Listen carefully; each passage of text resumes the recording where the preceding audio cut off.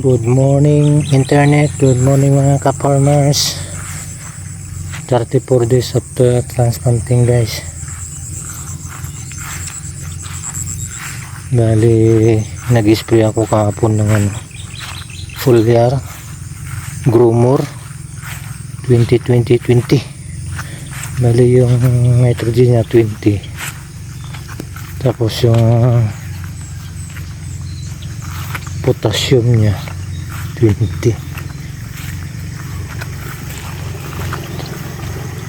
tapos yung phosphorus niya 20.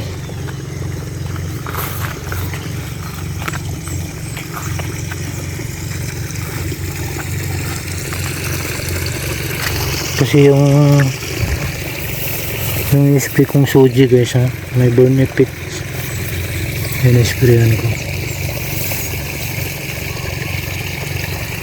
Bukas mag-spray ako ng daming blackbag.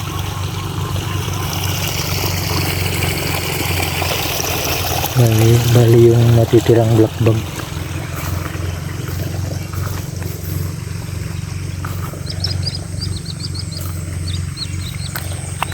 Ito na yung gipi ng palay ko guys. Ayan. Check natin kung may blackbag.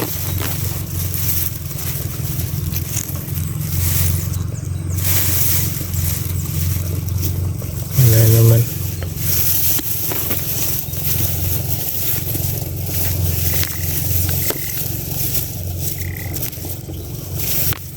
Pero mag-spray pa rin ako guys, kasi may nakikita akong blackbag. Ito yung naapektuhan ng blackbag ngayon. Yan, sayang yung palay. Kunti lang naman to.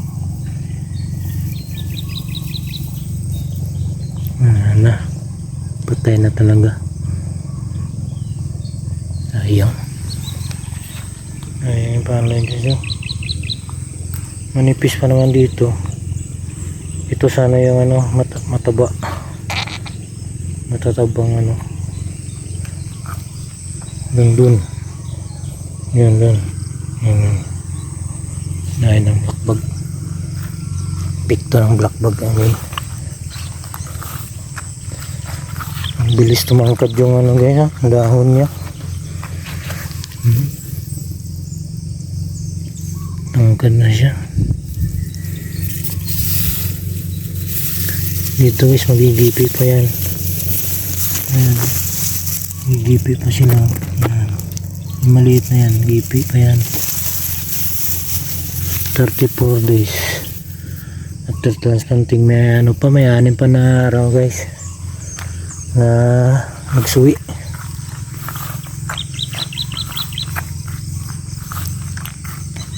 Kaya wala tong tubig guys, tubig ulan lang yan ang tubig dito. Ganun lang guys magpasuwi. Yan, dami na yung suwi. Yung tagi-isang tundos guys, tagi-isang tundos. Kaya isang pirasong palay susuwi din siya. Tulak ka ito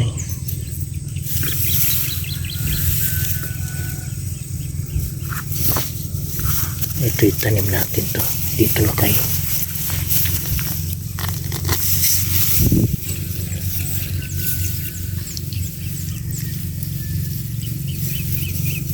Tinanim na ito po.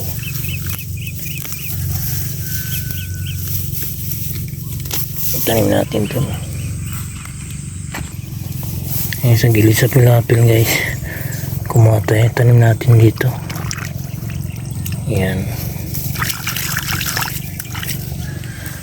para kumapan. Ito na yung epekto ng guys ng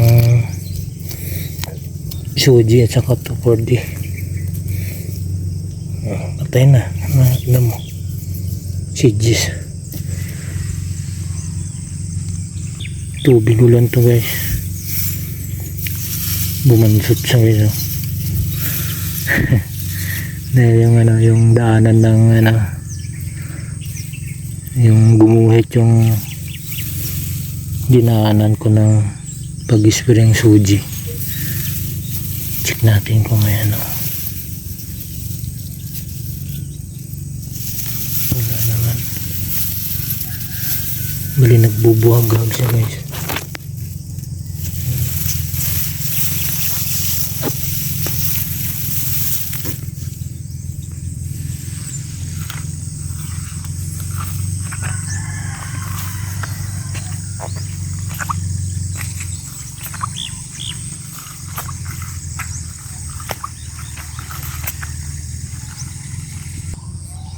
Katabi ko guys oh. Nakuha na to ng 4 na araw.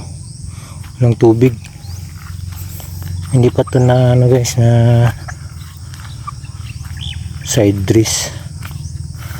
Bali 38 days na to. 38 days. Ganyan pa lang. 1 feet pa lang. Sa akin mag ano na, mag 2 feet ang taas ng palay. Dito guys kakapal na, sobrang kapal na ito.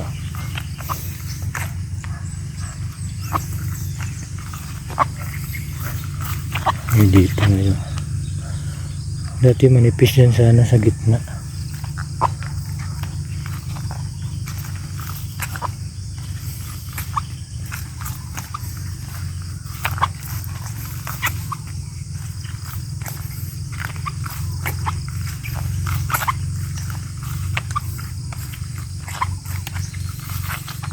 Okay guys, salamat sa panonood.